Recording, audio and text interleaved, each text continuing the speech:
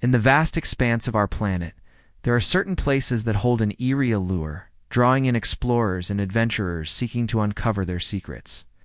Among these enigmatic locations is one that sends shivers down the spine: the Devil's Sea.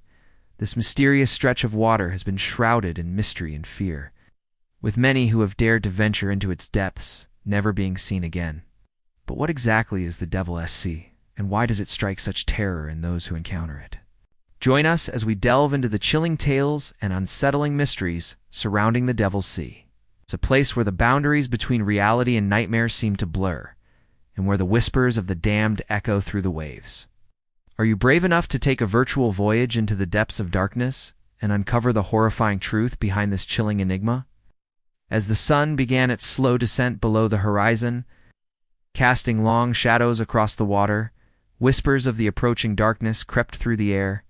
The once vibrant hues of the sea started to fade, giving way to an inky black that mirrored the growing dread in the hearts of those gathered there. For they knew that as the night deepened, so did the peril that lurked beneath the surface.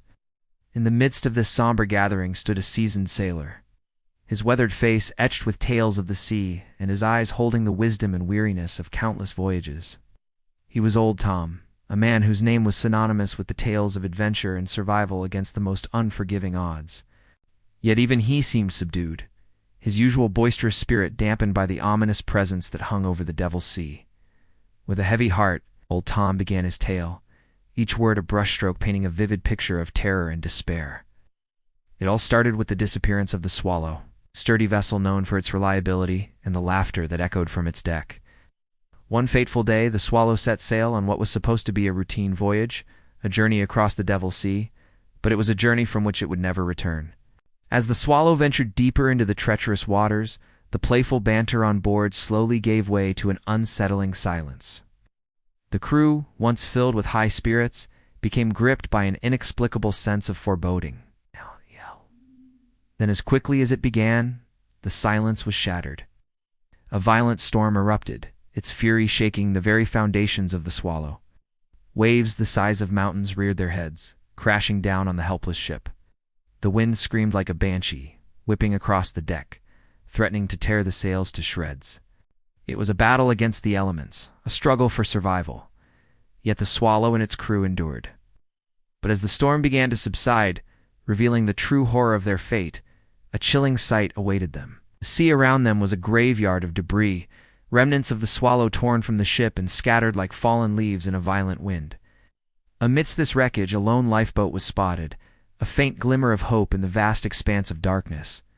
With trembling hands and hearts heavy with despair, the crew of the lifeboat pulled the lone survivor from the churning waters. And as he was brought on board, his tale of horror unfolded. The other crew members, their faces pale and lifeless, their eyes wide with terror, were nowhere to be found. The Devil's Sea had claimed them, leaving only him to bear witness to its deadly embrace.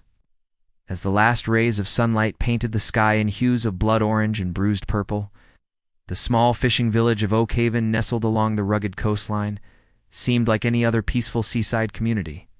Whitewashed cottages with gardens, overflowing with blooms of every color imaginable, lined the narrow streets, while the salty temps of the sea breeze mingled with the aroma of freshly baked bread and blooming honeysuckle. But beneath this idyllic facade, a palpable sense of unease and fear lingered in the hearts of the villagers. For Oakhaven was not just any ordinary town.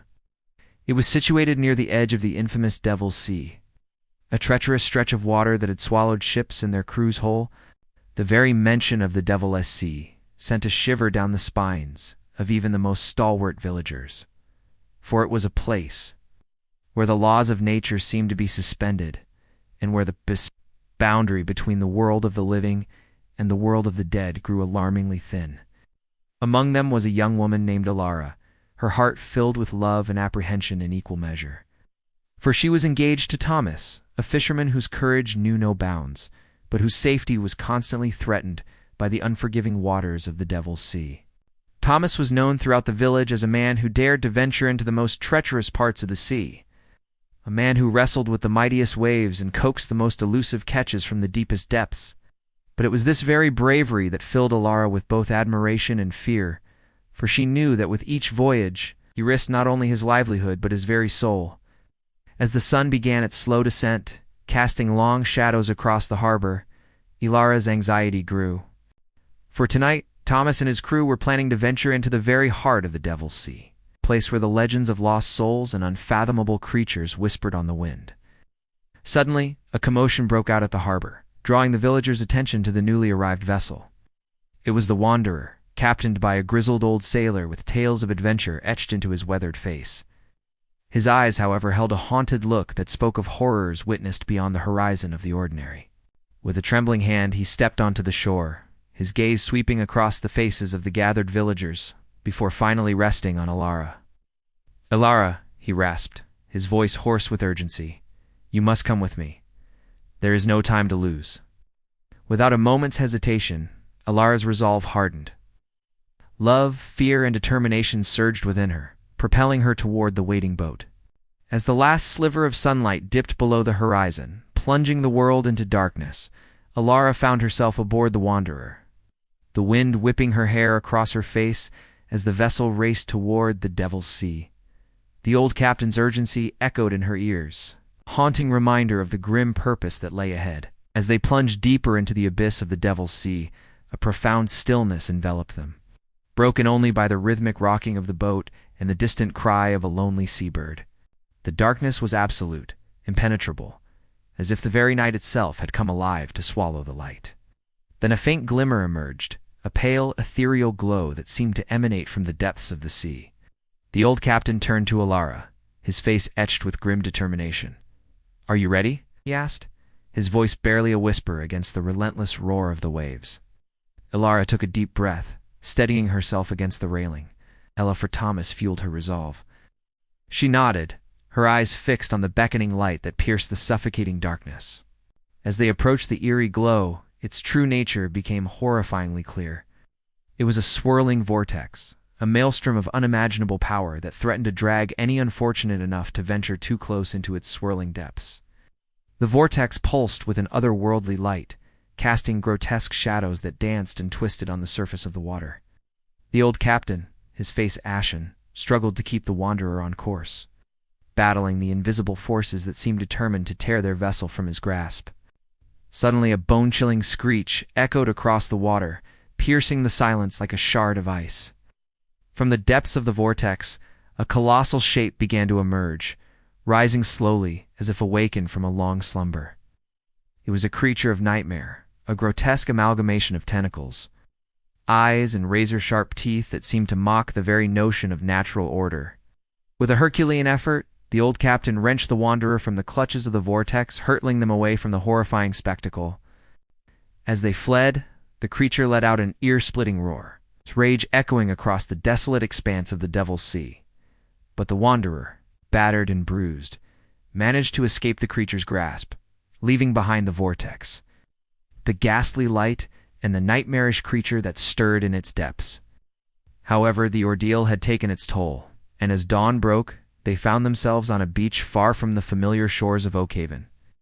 The creature, driven by primal rage, surged forward, its massive tentacles smashing against the rocks, sending shards of stone and spray high into the air.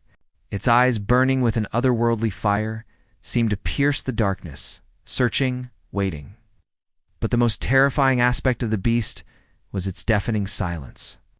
It moved with an eerie grace, a stark contrast to the cacophony of the sea, leaving the villagers in a state of petrified anticipation, unsure of what horrifying spectacle would unfold next. Then, as quickly as it had appeared, the creature vanished back into the tumultuous depths, leaving behind an eerie silence that was more deafening than any roar. The villagers, shaken to their core, began to stir from their petrified state. Whispers arose, weaving tales of the creature's origins, some claiming it was an ancient evil stirred from its slumber, while others whispered of a vengeful deity unleashed upon the unsuspecting town. Fear hung heavy in the air, mingling with the salty sea breeze as the villagers retreated to their homes, each shadow seeming to deepen the growing darkness in their hearts. That night, Oakhaven became a prison of fear. Windows were shuttered, doors bolted, and prayers whispered in the darkness. But as the hours crept by, the creature remained hidden, its presence a menacing specter looming just beyond perception. Then, as the first rays of dawn pierced through the darkness, a new horror unfolded. The sea around Oakhaven began to recede, exposing a sight that sent fresh waves of terror crashing over the villagers. Emerging from the seabed was a dark, gaping chasm, a wound in the very fabric of the earth that seemed to suck the light and warmth from all who gazed upon it. From its depths, a cold, otherworldly wind whispered tales of unimaginable horrors, carrying with it the stench of decay and despair.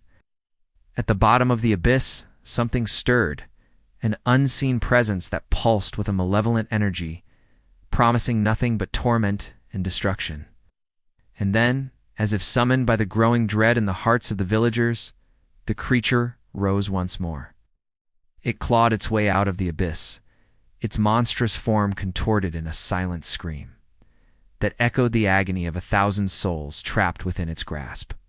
With a final Herculean effort, the creature heaved itself onto the shore, its eyes blazing with a terrible intelligence that chilled the villagers to their very core. It had come for them, drawn by the receding sea and awakened by their own burgeoning fears. And as it advanced, crushing the meager defenses of the townspeople, their fate seemed sealed, their screams swallowed by the hungry darkness that had descended upon Oakhaven. They say that after the creature's emergence, chaos reigned in Oakhaven. The people, their hopes and dreams, crushed under the weight of their terrifying new reality, struggled to comprehend how their idyllic town had become the hunting ground of a nightmare made flesh. Some barricaded themselves indoors, clinging to the hope that the creature, satiated by its initial onslaught, would eventually grow bored and move on.